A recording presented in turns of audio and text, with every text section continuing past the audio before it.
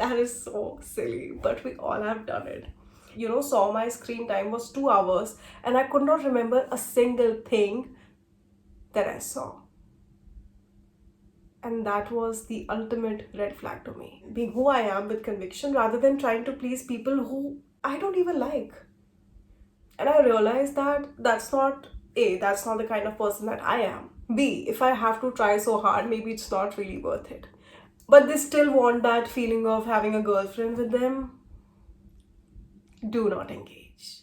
So let's say I have a very certain amount of electricity coming into my house, and I can only at once either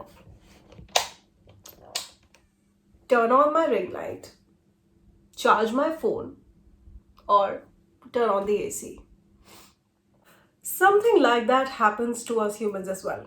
We also have a very limited amount of energy that we can either use for being productive, setting our goals, making sure that we are delivering on time, showing up as that person, or wasting it on useless people, wasting it on conversations that don't need our energy, that we don't need to attend right now at this moment, arguments and fights, internal fights.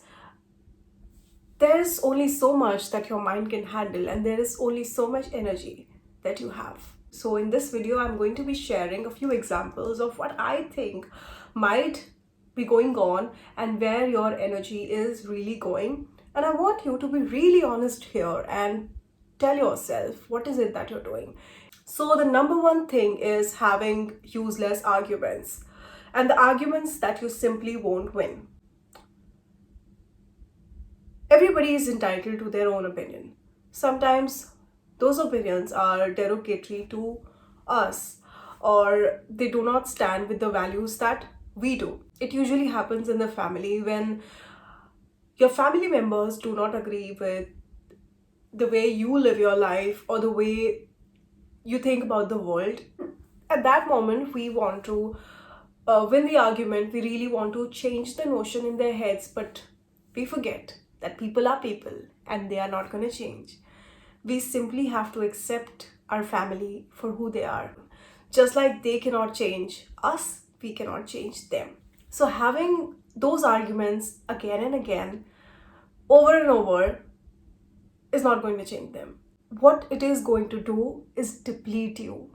Remember, if you are right, you are right. Just stand on your ground and don't worry about who's thinking what.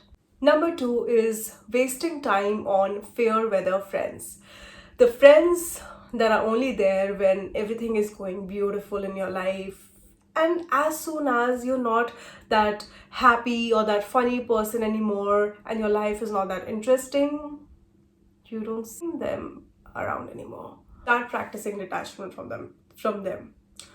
Don't pause your life for the people who won't even blink before betraying you or before moving on.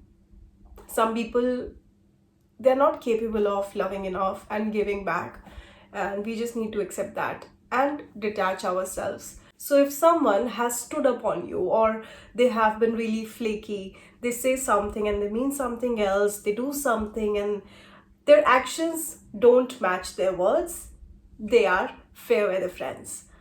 So you need to remember that when you look at them, they're not your inner circle kind of friends. Those are different. The loyal ones, they are different. These are fair weather friends, and you should just like keep them in the back seat. Talk to them when you feel like and you want to pass some time or whatever. Don't make them your high priority list, because they won't keep you there. Trust me. Okay, this might be relatable to a lot of people.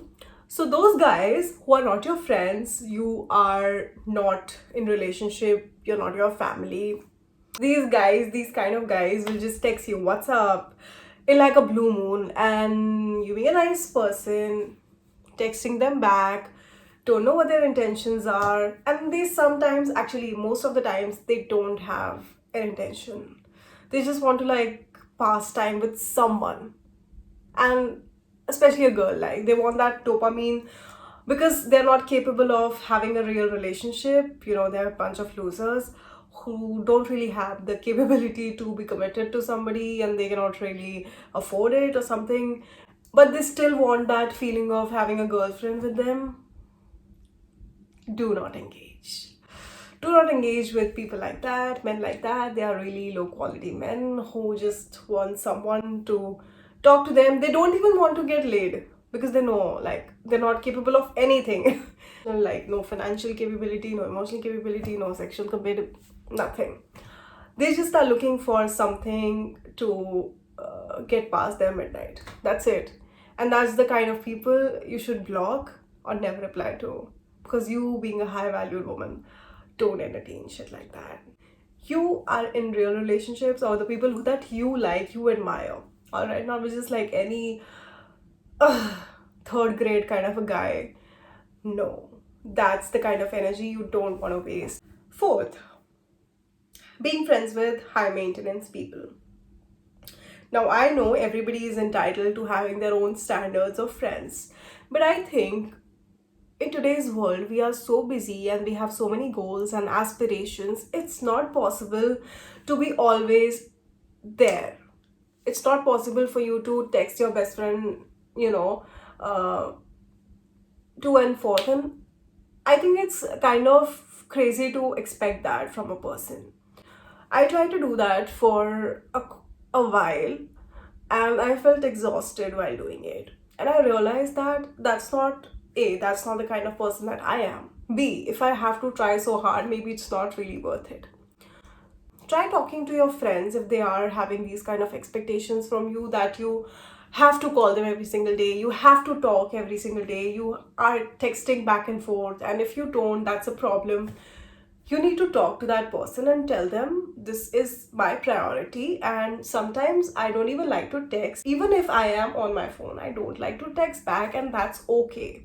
You need to have an open heart conversation with your friend and tell them that these are the priorities that you have in your life right now, and I want you to be understanding of it. Fifth is Instagram and social media. Can I just say, social media is the best way to spoil your life, ruin your time, ruin your life, and your self worth, your self confidence, everything.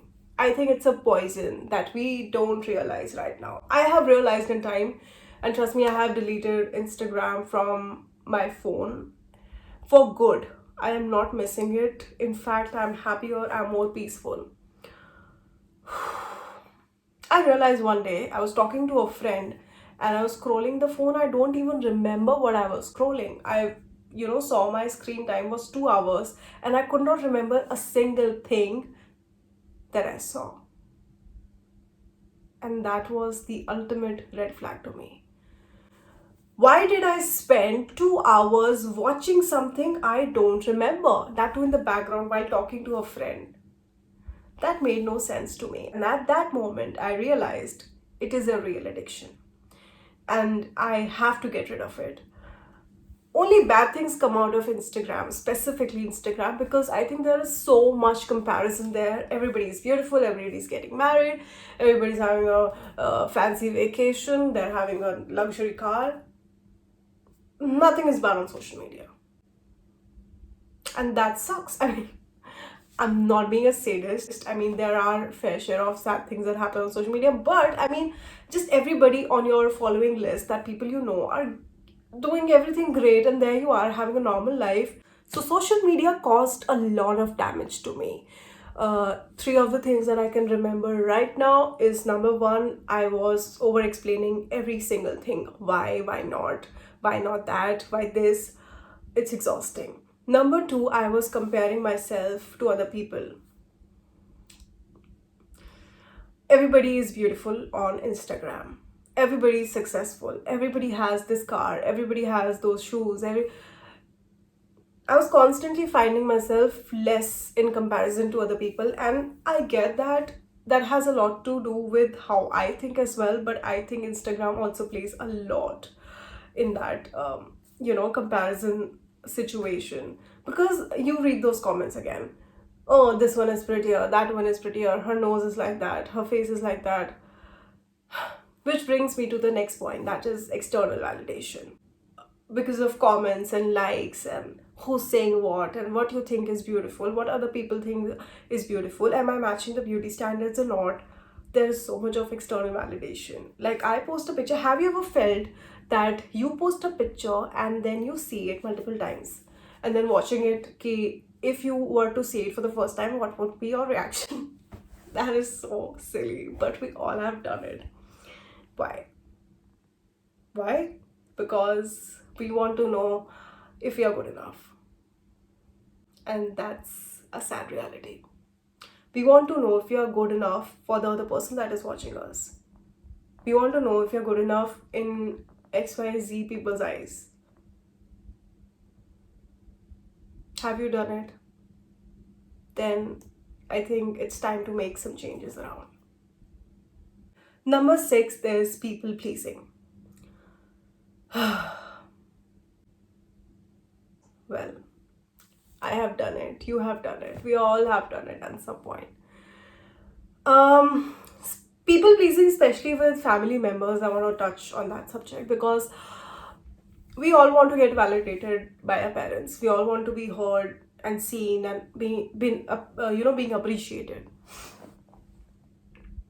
And sometimes even our families don't see us how we are. Sometimes you will find yourself being less in people's eyes, even in your family's eyes. And then we want to make some changes. We want to make some changes in how we dress, how we talk, what we behave like, what is our real personality. We want to make changes because we want to be seen, we want to be heard. Take it from me, you're never going to get validated from them. You're never going to please them enough. You will never be enough in their eyes because they are not capable of seeing. Trying to please somebody, it can work for some time, yes, sure. But eventually, you will feel exhausted, you will feel drained because you are trying to put on a mask and try to be somebody you are not. And for what? They're never going to appreciate you. They're never going to like you. They're never going to love you. There will be something that they don't like about you. So what? You just keep like changing and tiptoeing around people? No. I'm going to radiate all that energy and being present with conviction, being who I am with conviction, rather than trying to please people who I don't even like. When you think about who likes you, think about who you like, because that is important. Who likes you doesn't really matter, who you like does. We sometimes even seek validation from people we don't even like. I mean, that is really true. Think about it. Just think about it and you will know that is true. Yeah. So I think that was really insightful and I hope you like this video. I will see you next time with something like this or maybe different. I don't know. So yeah, thank you for watching today's video. Bye bye.